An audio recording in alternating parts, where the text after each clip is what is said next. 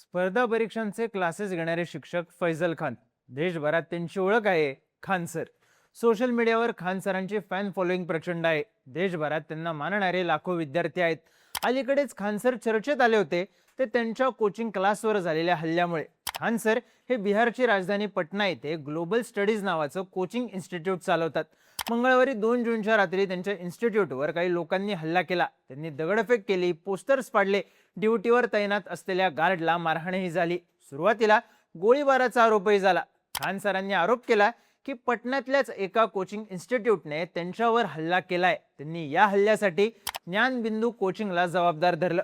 खान सरांनी त्या coaching institute विरुद्ध FIR ही दाखल केला. पण आता या प्रकरणात वेगळाच ट्विस्ट आलाय.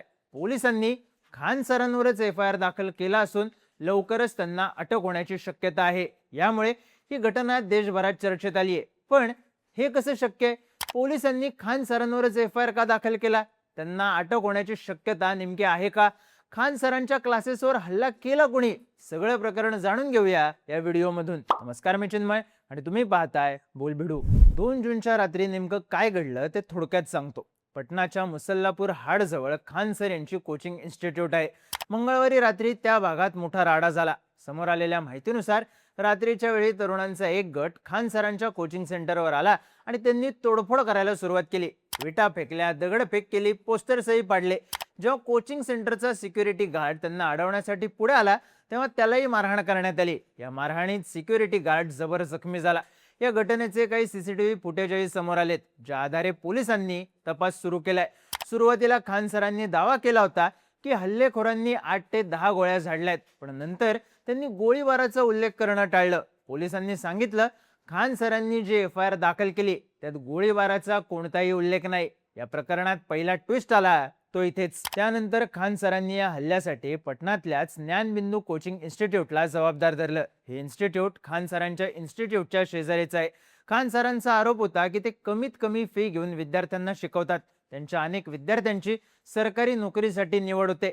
हे अन्य कोचिंग क्लासेसना बघवत नाही. हा हल्ला त्याचाच परिणाम आहे असा थेट आरोप खान सरांनी केला. या हल्ल्यानंतर खान सरांनी ज्ञानबिंदू कोचिंगच्या संचालकांविरुद्ध FIR दाखल केली. त्यांच्या आरोपांनंतर पोलिसांनी ज्ञानबिंदू कोचिंगचे संचालक रोशन आनंद आणि त्यांचे 2 सहकारी अभिषेक आणि गौरव यांना ताब्यात घेतलं. त्या तिघांची चौकशी करण्यात आली.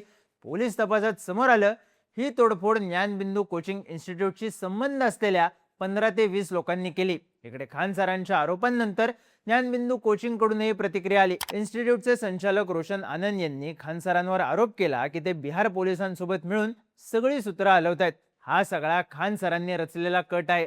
मला खोट्या गुन्ह्यात अडकवण्यासाठी आणि ज्ञानबिंदू कोचिंगला उद्ध्वस्त करण्यासाठी हा कट रचण्यात आलाय असा दावा रोशन आनंद यांनी केला. पण या प्रकरणात आता सगळ्यात मोठा ट्विस्ट आला असून पोलिसांनी खान सरांविरुद्धच FIR दाखल केली. तर यामागचं कारण काय? तर पोलिसांनी 3 जूनला ज्ञानबिंदू कोचिंगचे संचालक रोशन आनंद आणि त्यांच्या 2 सहकाऱ्यांना अटक करून जेलमध्ये पाठवलं. त्याच दिवशी पोलिसांनी एक प्रेस रिलीज जाहीर करून फायरिंग झालेली नाही असं म्हणलं. खान सर सुद्धा त्यांच्या गोळीबाराच्या वक्तव्यापासून मागे फिरले. त्यांनी सुद्धा फक्त दगडफेक आणि मारहाण झाली असं म्हणलं. पण पुढच्याच दिवशी म्हणजे 4 जूनला ज्ञानबिंदू कोचिंग कडून एक व्हिडिओ जाहीर करण्यात आला. या व्हिडिओमध्ये खान सरांचा सिक्युरिटी गार्डच गोळीबार करताना दिसतोय. ज्ञानबिंदू कोचिंगचे आदर्श कुमार यांनी दावा केला ही सगळी घटना आधीपासूनच ठरलेली. फायरिंग झाली पण ती खान सरांच्या सांगण्यावरून. हा व्हिडिओ समोर आल्यानंतर खळबळ उडाली. पोलीस तातडीने खान सरांच्या कोचिंग सेंटर जवळ पोहोचले. थोडा वेळ चौकशी केल्यानंतर पोलिसांनी खान सरांच्या 2 सिक्युरिटी गार्ड्सना ताब्यात घेतलं. धक्कादायक म्हणजे या गार्ड्सनी गोळीबार केल्याचं मान्य केलंय. आणखी धक्कादायक गोष्ट म्हणजे या गार्ड्सनी पोलिसांना सांगितलं त्यांना खान सरांनीच गोळीबार करायला सांगितलं होतं. सिक्युरिटी गार्ड्स म्हणाले गोंधळाचा आवाज ऐकून आम्ही रात्री 10:30 वाजता कोचिंग सेंटर मधून खाली आलो. तिथे हाणामारी सुरू होती.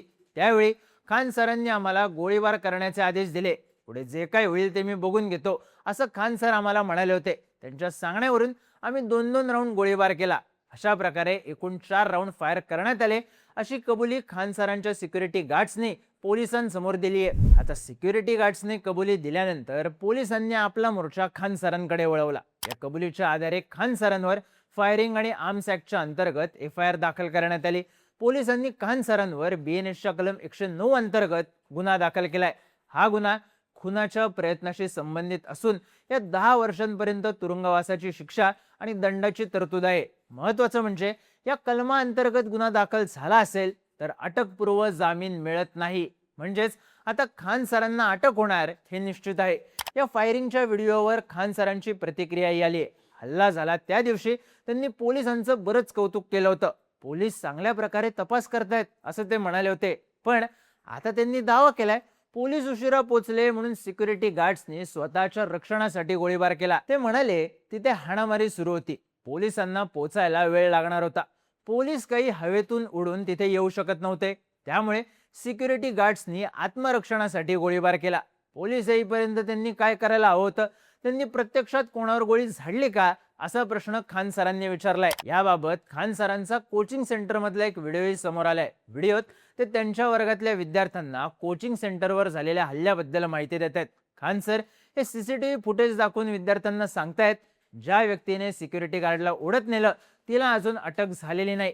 जर ग्लोबल स्टडीज बंद पडलं तर पुढच्या 6 महिन्यात इतर अनेक कोचिंग क्लासेस मधली फी वाढून 1 ते 1.5 लाख रुपयांपर्यंत पोहोचेल. माझा पैसा कमवण्याचा उद्देश नाही असं ते त्यांच्या विद्यार्थ्यांना समजावून सांगतायत. सध्या तरी खान सरांच्या कोचिंग क्लासवर झालेल्या हल्ल्याच्या प्रकरणानं वेगळंच वळण घेतलंय.